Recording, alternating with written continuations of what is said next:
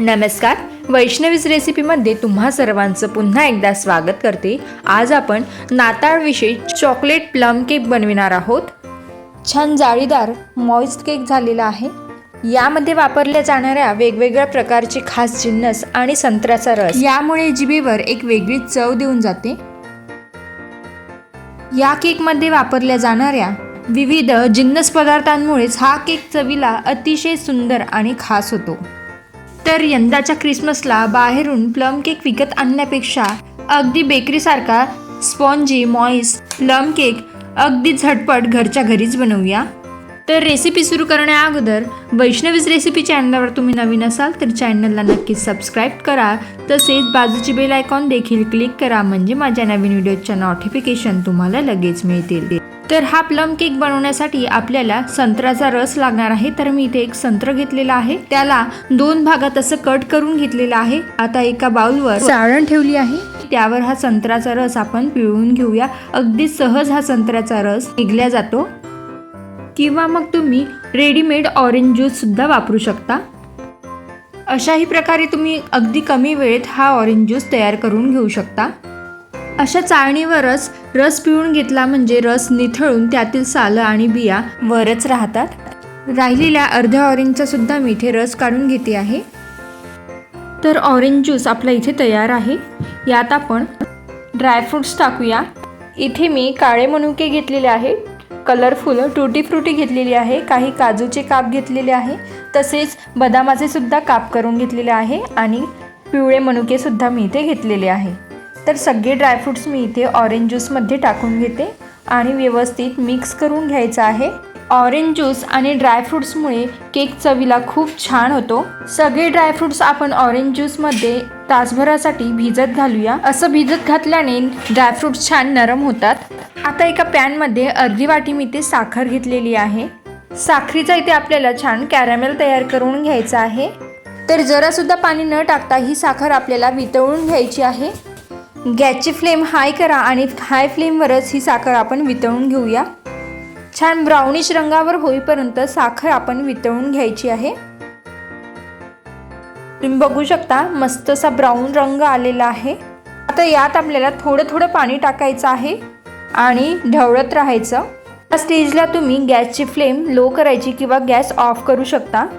एकाच वेळी पाणी न घालता थोडं थोडं पाणी ॲड करून मिक्स करून घ्या। पाणी टाकून मिक्स केल्यानंतर याला एक उकळी येऊ द्यायची आहे।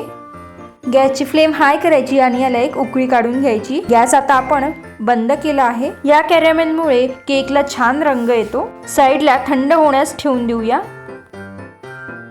संत्र्याच्या रसात भिजत ठेवलेले ड्रायफ्रूट सुद्धा छान भिजलेले आहेत। भिजवून घेतल्यामुळे सगळे ड्रायफ्रूट्स नरम झालेले आहे।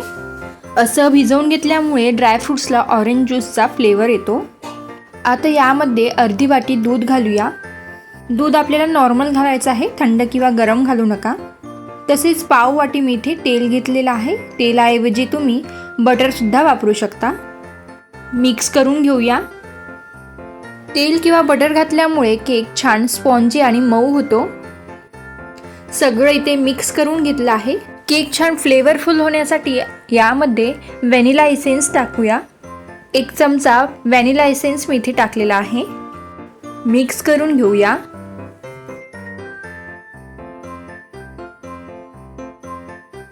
यामध्ये 1 वाटी मैदा घेतलेला आहे। मैद्याऐवजी तुम्ही गव्हाचं पीठ सुद्धा घेऊ शकता। मिक्स करून घ्यायचं आहे। पाणी न टाकता मिक्स करत राहायचं आहे।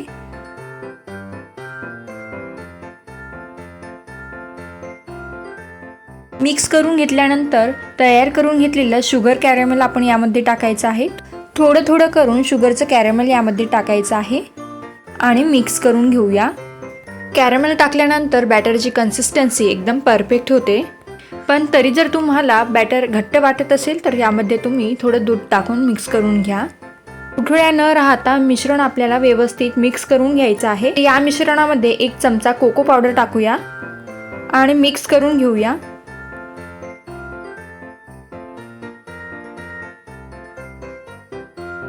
इथे मी वेलची, लवंग, जायफळ आणि दालचिनीची पावडर करून घेतलेली आहे।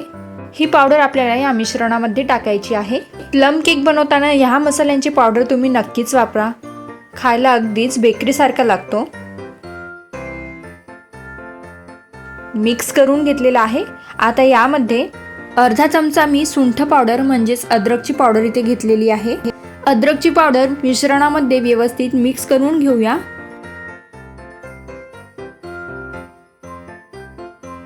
केक आपण कढईमध्ये बेक करणार आहोत, तर गॅसवरती कढईमध्ये एक स्टँड ठेवलेला आहे. कढई आपण प्रीहीट करायला ठेवली आहे. आता केकच्या मिश्रणामध्ये 1 चमचा बेकिंग पावडर टाकायचा आहे. तसेच पाव चमचा बेकिंग सोडा घालायचा, त्यावर थोडं पाणी घालायचं आहे आणि मिक्स करून घेऊया. पाणी घातल्यामुळे सोडा ॲक्टिवेट होतो. सोडा आणि बेकिंग पावडर टाकल्यानंतर केक आपल्याला लगेचच बेक करायला ठेवायचा आहे. सोडा आणि बेकिंग पावडर टाकून हे मिश्रण फार वेळ ठेवू नका. आता ज्यामध्ये तुम्हाला केक बनवून घ्यायचा आहे त्या भांड्याला तेलाने किंवा तुपाने ग्रीस करून घ्या आणि थोडा मैदा असा डस्ट करून घ्या. यामुळे केक डब्याला चिटकणार नाही, तो अलगद बाहेर निघणार. किंवा मग तुम्ही बटर पेपरसुद्धा वापरू शकता. केकचं सगळं मिश्रण आपण डब्यामध्ये टाकून देऊया. डबा असा 1-2दा टॅप करायचा. असं केल्याने मिश्रण व्यवस्थित सेट होतं. आता यावर काही ड्रायफ्रूट्स टाकायचे आहेत. या स्टेजला थोडेच ड्रायफ्रूट्स टाकायचे आहे, नंतर परत आपण ड्रायफ्रूट्स टाकणार आहोत. तर मी इथे टुटी फ्रुटी घातलेली आहे, मनुका टाकलेला आहे, काजू बदामाचे कापसुद्धा टाकूया. कढई छान गरम झालेली आहे. केक आपण बेक करायला ठेवूया. झाकून द्यायचं. आता 40 ते 45 मिनिट हा केक आपल्याला लो टू मीडियम फ्लेमवर बेक करून घ्यायचा आहे. केक थोडा फुलायला लागला की आपण घातलेले सगळे ड्रायफ्रूट्स हे आतमध्ये दबल्या जाते, तर आपण परत यावर ड्रायफ्रूट्स टाकणार आहोत. केक थोडा असा फुलून आला की त्यावर आपण आवडीनुसार ड्रायफ्रूट्स ठेवूया. वरून छान आपण ड्रायफ्रूट्सनी डेकोरेट करून घेऊया. काजू ठेवलेले आहे, बदामाचे काप टाकायचे, मनुके टाकलेले आहे. आता काळे मनुके टाकून घ्यायचे आहे. तसेच कलरफुल टुटी फ्रुटीसुद्धा टाकलेली आहे. ही प्रोसेस आपल्याला फास्ट करायची आहे. नंतर झाकून देऊन परत आपण बेक करून घेऊया. केक बेक करून घेत असताना सतत झाकण उघडायचं नाही. 45 मिनटं आपण केक बेक करून घेतलेला आहे. झाकण काढूया. केक आपला मस्त फुलला आहे. आता केक आतपर्यंत शिजला आहे की नाही आपण हे चेक करूया. तरी मी ते एक चाकू घेतलेला आहे. तर चाकू केकमध्ये असं टाकून बघायचा. जरासुद्धा मिश्रण चाकूला लागलेलं नाही. केक आपला व्यवस्थित बेक झालेला आहे. हा केक कढईच्या बाहेर काढून पूर्णपणे थंड करून घ्यायचा आहे. नंतरच याला आपण डिमोल्ड करणार आहोत. तर केक इथे आपण पूर्णपणे थंड करून घेतलेला आहे. आता चाकूच्या मदतीने कडा मोकळ्या करायच्या. आता व्हिडिओमध्ये दाखवल्याप्रमाणे केक आपल्याला डिमोल्ड करून घ्यायचा आहे. अशा प्रकारे केक डिमोल्ड केल्यास तो व्यवस्थित बाहेर निघतो, जरासुद्धा तुटणार नाही. तर बघू शकता केक अगदी व्यवस्थित निघला आहे. मस्त स्पॉन्जी केक इथे तयार झालेला आहे. खायला खूप टेस्टी लागतो हा प्लम केक. तर तुम्हीसुद्धा या क्रिसमसमध्ये असा प्लम केक नक्कीच बनवून बघा. झटपट तयार होतो. हा केक मी तुम्हाला कट करून दाखवते.